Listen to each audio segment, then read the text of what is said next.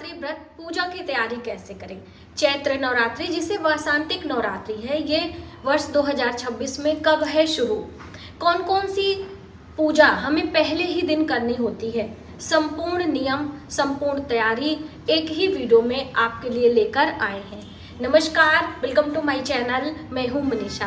दोस्तों, चैत्र नवरात्रि आ रही है और जैसे कि इस बार की जो नवरात्रि है वो कब से शुरू हो रही है, मैं पहले ही आपको बता दूं कि 19 मार्च दिन गुरुवार को ही पहले दिन की नवरात्रि यानी कि चैत्र मास की प्रतिपदा तिथि होगी और इसी दिन आपको अपने घर में कलश की स्थापना, जवारे लगाना, माता दुर्गा की प्रतिमा की स्थापना करते हुए घर में पूजा आराधना शुरू करनी है।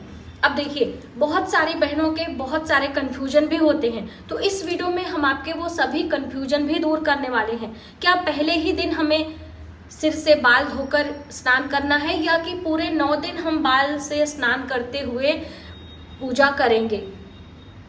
घर से कहीं बाहर जाना है, जैसे कि हर स्थितियां परिस्थितियां लोगों की अलग होती हैं। अब हर साल आप कलश की स्थापना कर रहे हैं, तो इस बार भी कलश की स्थापना कैसे करें। यदि बीच में आपको नवरात्रि के दिनों में कहीं शादी फंक्शन में या हम बात करें किसी एग्जाम के चक्कर में कहीं भी घर से बाहर जाना पड़ रहा है, अब कलश के कुछ खास नियम होते हैं कि यदि हम अपने घर में कलश की स्थापना किए हैं तो कहीं अपने घर में ताला लगाकर जा नहीं सकते हैं। अब इस पर बहुत बड़ा संशय है कि इस बार की नवरात्रि में यदि जाना है तो क्या करें।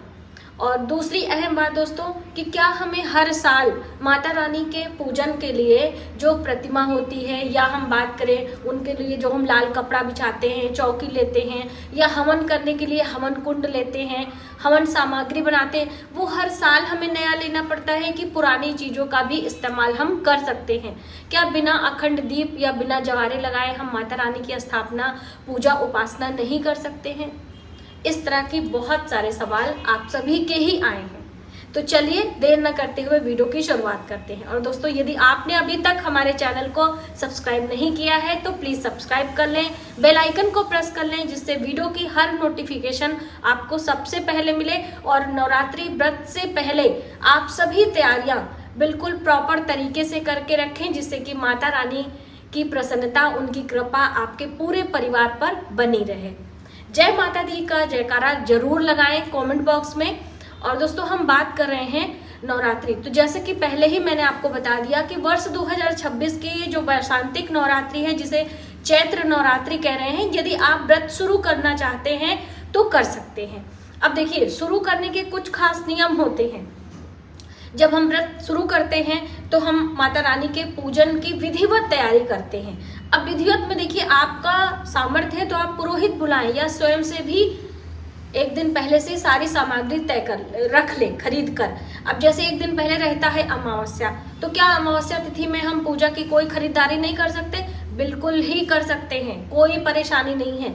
और रही बात जो दूसरा प्रश्न है आपका बाल धोने को लेकर कि जो बहनें पीरियड से हैं या किसी भी कारण से शुद्धता के लिए वो बाल धोना चाहती हैं, तो देखिए अमावस्या पर भी आप बाल धो सकते हो। और यदि उस दिन चाहें तो सुबह भी प्रतिपदा में उठकर, जल्दी उठकर आप बाल धो सकते हैं। सुबह सवेरे आपको अमावस्या ही मिल रही है, भले गुरुवार का दिन है। तो देखिए, इन सब से बचने के लिए मैं आपको हर वीडियो में एक उपाय बताती हूँ कि आपके मन में कोई संशय है, कोई डाउट है, तो आप थोड़ा सा अपने बालों में कच्चा दूध लगा लें। फ्रिज में रखा ठंडा दूध हो, अगर पका है तो भी चलेगा, लेकिन कच्चा दूध हो तो ज़्यादा अच्छा है। बालों में लगाकर आप अपने हेयर वॉश कर लें, कोई संशय, कोई परेशानी की बात नहीं है। अब पूजा की तैयारी सब पहले से कर लें। फूल लाके आप फ्रिज में रख सकते हैं, कच्चा दूध वगैरह भी लाके आप फ्रिज में रख सकते हैं, बासी नहीं माना जाता है। और माता दुर्गा की पूजा में आपको बता दें, तुलसी पत्र नहीं चढ़ाना चाहिए।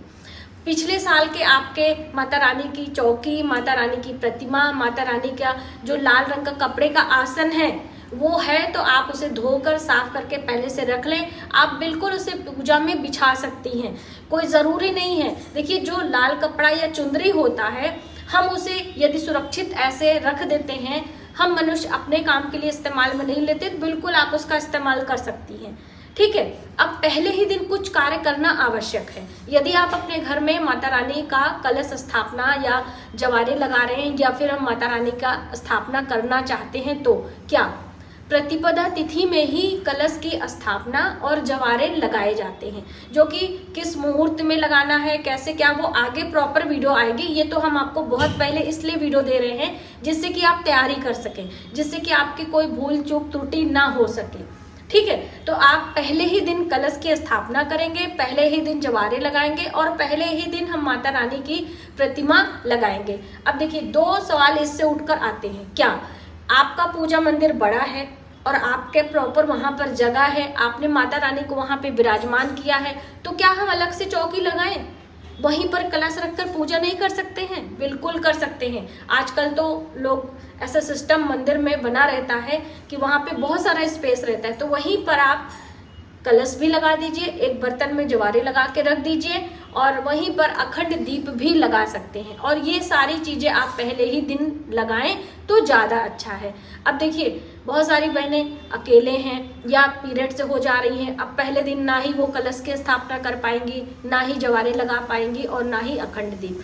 तो बिल्कुल भी आपको चिंता करने की ज़रूरत नहीं है। आप अष्टमी के दिन भी कलश की स्थापना अपने घर में करके माता रानी की स्थापना करते हुए अष्टमी नवमी की पूजा कर लें। अब बात आती है व्रत की कि क्या बिना व्रत किए भी ये सारे कार्य करें, और हम व्रत करेंगे तो किस दिन पारना करेंगे। पारना से भी लेकर जो कन्फ्यूजन है वो इसी वीडियो में आपको क्लियर कर देंगे, जिससे कि आपको आसानी हो। तो देखिए, पहले दिन से व्रत करना अति आवश्यक है। बहुत सारे लोग 9 दिन का रहते हैं, बहुत सारे लोग सिर्फ 2 दिन का। तो अब देखिए, 2 दिन में किस दिन रहना है। पहला यानी प्रतिपदा 19 मार्च दिन गुरुवार को पड़ रहा है और अष्टमी का व्रत रखते हैं। दूसरा अष्टमी के दिन हम रखते हैं। अब बहुत सारे लोगों का नियम रहता है कि सप्तमी, अष्टमी, नवमी ये 3 दिन करते हैं, लेकिन जो बहनें 9 दिन का व्रत कर रही हैं वो 9 दिन कंप्लीट करके 10वीं तिथि में पारण करेंगी। ठीक है, 10वीं तिथि में हमें पारण करना होता है, जिससे कि पूरा 9 दिन हमारा कंप्लीट हो जाए। ठीक है, तो ये सारे कन्फ्यूजन इसलिए दूर करने ज़रूरी हैं कि बहुत सारे जो नई बहनें हैं वो पहली बार इस बार व्रत का शुरुआत करने वाली हैं। तो बिल्कुल आप करें, इसमें कोई संकोच कोई नहीं है। माता रानी का आशीर्वाद आपको अवश्य प्राप्त होगा। और यदि आपके पास समय नहीं है, आपके बच्चे पढ़ाई कर रहे हैं, छोटे हैं, तो आप सिर्फ 2 दिन का व्रत करें और एक दीप लगाकर हर दिन पूजा में संध्या के समय या सुबह सवेरे या जब बच्चे स्कूल चले जाते हैं तब आप आराम से बैठकर दुर्गा सप्तशती का पाठ पढ़ सकते हैं, या दुर्गा सप्तशती पाठ से ही लिया गया। अब दोस्तों, दुर्गा सप्तशती का पाठ कहाँ से लिया गया है? मार्कंडेय पुराण से। श्री मार्कंडेय पुराण से बीच का हिस्सा लेकर दुर्गा सप्तशती बना। अब दुर्गा सप्तशती से क्या लिया गया है? आपका अर्गला, कवच, स्त्रोत, सिद्धकुंज का स्त्रोत, ये सारा दुर्गा सप्तशती से ही लेकर एक अलग से आपको बताया जाता है। तो आप ये सब भी कर सकते हो। सबसे अहम होता है सिद्धकुंज का स्त्रोत। तो सिद्धकुंज का स्त्रोत आप प्रतिदिन पढ़ें। दुर्गा माता की चालीसा पढ़ सकते हैं। अब आरती की भी बात हम आपको इसी वीडियो में क्लियर कर दें, क्योंकि देखो, आरती को भी लेकर बहुत सारी कन्फ्यूजन रहती है। जैसे जब हम पहले दिन कलश की स्थापना करते हैं तो भगवान गणपति की पूजा करते हैं, क्योंकि विघ्नहर्ता प्रथम पूज्य भगवान गणेश की पूजा के बगैर हमारी पूजा अधूरी रहती है। किसी भी पूजा में भगवान गणेश की पूजा सर्वप्रथम की जाती है। तो अब मन में ये संशय रहता है कि क्या हम भगवान गणेश की आरती करें या फिर माता दुर्गा की ही आरती कर लें। तो पहले दिन जब हम गणेश कलश की स्थापना करते हैं तब हम उसमें भगवान गणेश का नाम लेकर उनका स्मरण करके उनके मंत्रों का जप करते हुए हम पूजा की शुरुआत करते हैं। लेकिन आरती हमें माता दुर्गा की ही करनी है। आरती माँ दुर्गा की 2 है, तो दोनों में से कोई भी आरती आप कर लें, उसमें कोई आपको वो नहीं लगता। जो भी आपको अच्छी लगती है, ओम जय अम्बे गौरी है या फिर अम्बे तू ही जगदम्बे जय माँ खप्पर वाली जो आरती है वो वाली, दोनों ही आरतियां माता दुर्गा को प्रिय हैं, आप उनमें से कर सकते हैं। हाँ, नवरात्रि के आखिरी दिनों में कन्या पूजन, यज्ञ, हवन आदि भी किया जाता है और वो सब करना चाहिए। दोस्तों, ये सारे स्टेप बाय स्टेप चीज़ें हैं जो कि माता रानी की प्रसन्नता हम मनुष्यों को मिलती है। तो ये अपना आस्था, श्रद्धा, प्रेम, आपका भाव है कि आप कितना अधिक से अधिक कर सकते हैं। लेकिन हम जो महिलाएं हैं, हम जो गृहिणियां हैं, अधिक समय न होने के कारण यदि कुछ भी करती हैं अपनी जिम्मेदारियों को निभाते हुए, तो वो भी हमारे लिए कल्याणकारी और हमारी मनोकामना पूर्ति ही होती है। बस श्रद्धा और भाव रखने की आवश्यकता है। व्रत हो सके तो करें, वरना सिर्फ 2 दिन का व्रत करते हुए भी ये सारे नियम आप कर सकते हैं। और अखंड दीप यदि पहले दिन नहीं लगा पा रहे हैं तो बीच में किसी भी दिन अखंड दीप लगाया जा सकता है। हाँ, कलश की स्थापना और जवारे वगैरह पहले दिन ही लगाते हैं।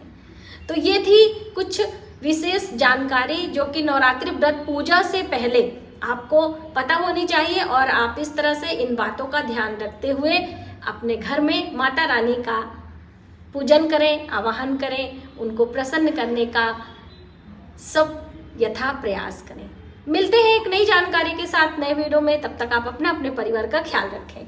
जय माता दी।